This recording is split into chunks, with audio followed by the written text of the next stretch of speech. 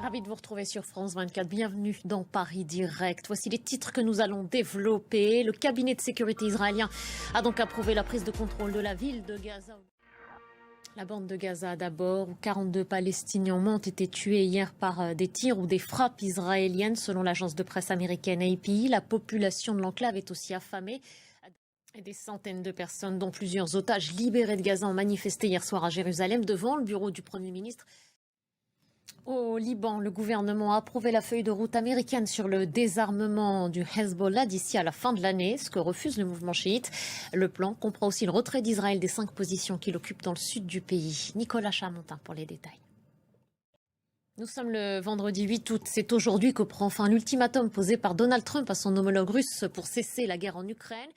Le président américain qui promet un accord de paix historique, ce sont ces mots, entre l'Arménie et l'Azerbaïdjan en guerre depuis 2021 dans la région du Haut-Karabakh. Ici en France, le soulagement pour toutes celles et ceux qui se sont battus contre la loi Duplon. Le Conseil constitutionnel a censuré une disposition de ce texte, celle qui devait permettre la réintroduction de l'acétamipride. C'est un pesticide dit tueur d'abeilles. Il était réclamé par les producteurs de betteraves et de noisettes pour lutter contre des insectes ravageant leur culture. Toujours en France, dans l'Aude, dans le sud du pays, les nouvelles sont plutôt rassurantes ce vendredi. L'incendie est désormais fixé, annonce la préfecture. Il n'est pas encore maîtrisé. Toutefois, le combat des pompiers va se poursuivre. Les conditions météo attendues aujourd'hui sont favorables. Et puis notez cet épisode de chaleur qui se prépare à parcourir le pays. 11 départements sont en vigilance orange ce vendredi.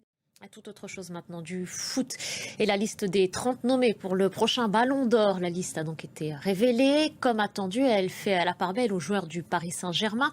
Après le sacre en Ligue des Champions du club parisien en mai dernier, pas moins de 9 joueurs du club de la capitale figurent parmi les nommés. Côté femmes, l'Espagnole Aitana Bonmati remet son titre en jeu. La réponse dans tous les cas sera rendue le 22 septembre prochain. Cécile Galuccio. Rendez-vous donc le 22 septembre prochain. C'est la fin de ce journal. Merci à vous de l'avoir suivi.